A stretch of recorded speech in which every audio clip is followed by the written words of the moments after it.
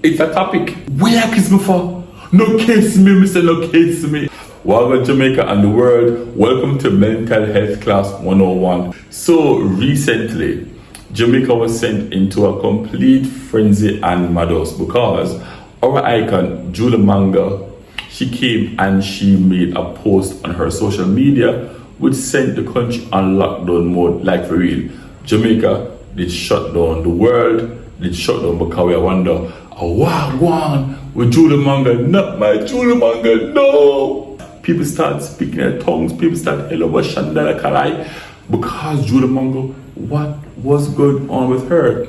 Well, fortunately and thankfully, she came on the surface approximately 2 to 3 weeks after the whole saga, outlining publicly and transparently that she is diagnosed with borderline personality disorder. Upon hearing that, being an article Julie Manga fan, of course, I had to go and do some research. The primary source of my research is the DSM-5, Diagnostic and Statistical Manual of Mental Disorders. Now, that's a manual that we use as students of psychology and also lecturers, teachers, persons who are in the professional field, the professional domain. They interact also with the DSM-5 because it aids them in diagnosing, in treating and understanding mental disorders. I'm only a student, so please, if I make a mistake, I get something wrong, don't hold me accountable, please. Well, I discovered in my research in the DSM-5 that there are 10 different kinds of personality disorders. Not 1, 2, 3, but 10 different types. Now, let me give you about 5 of these personality disorders. You have the paranoid personality disorder, narcissistic personality disorder. You also have the borderline personality disorder, the schizoid personality disorder, and you also have the antisocial personality disorders. Now, let us just talk about the BPD because, of course, I can't touch all of them. We're just touching the one that affects Julie Mango. So the DSM-5 outlines that there are 3 different types or more criteria that they use to diagnose persons with the BPD. First, they talk about the cognitive. So it is really your sense of self. Usually persons with the BPD, they have a big void. They feel like they're not good enough, and there's always this kind of haunting sense of emptiness. A void were big like this that cannot be filled. So that for them is serious and realistic. Now, added to your cognition, there is now the affectivity. This now has to do with the intensity of your emotion. So everything or most things, they're escalated. So what should be a wow becomes a wow box cover. So added to the cognition and the affective is now your impulse control. You're not able to manage that very well, so you become impulsive and also out of control. So a person with the BPD now, they have regular mood swings. They tend to have an issue in stabilizing emotional control and also interpersonal relationships, that is, relationships with others.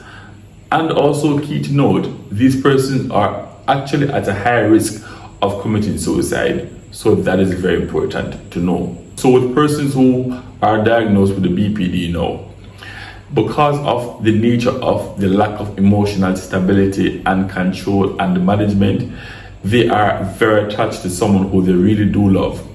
Now, if they should lose that person, it pretty much can send them into a frenzy or a psychotic breakdown or a mental crisis. That's one way in which it affects them.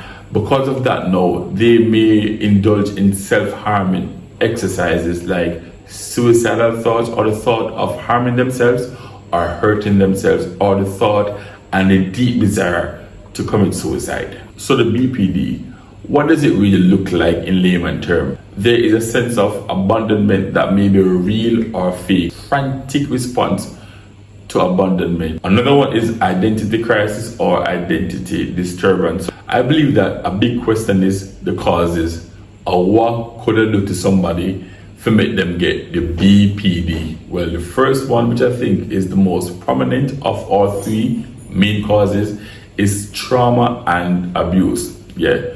Coming in second is genetics. It just runs into your family. Third, but not least by any means, is what we call the changes that occur in your brain. All right, so now we talk about the causes. Let's talk about the treatment. What can we do to treat ourselves if we think so, or if we are diagnosed with the BPD? Talk therapy. So in psychotherapy or talk therapy, there are different components to that. For instance, there is a dialectical behavior therapy. Now that has to do with accepting your story for what it is and moving forward, how to move forward. So it's really like acceptance and admission. The cognitive behavioral therapy, the CBT, that is more goal oriented. So it outlines the correlation between how the brain works or your thoughts and your action and behavior. So it creates a link between the two and then sets a goal out for you to accomplish. It gives you a journey, a plan as to what to do to get yourself treated or to get yourself better. So guys, so I've just given you just a surface touch of the BPD. It goes so much deeper and so much wider. So let me say this, for God's sake, if you are going to access the DSM-5, don't, I beg you, do not use it as a tool. It should only be used by the professional and for those who are in school to use it as a tool of doing their projects. Do not diagnose yourself. It must be used by someone who's able, trained, and competent to offer diagnosis, because some things are quite similar in action and presence. So I've just touched only a teeny wheezy part of what BPD looks like. You can further do your reading, and I think I might just do a part 2 depending on how this one flows. Big up on yourself. Have a wonderful day.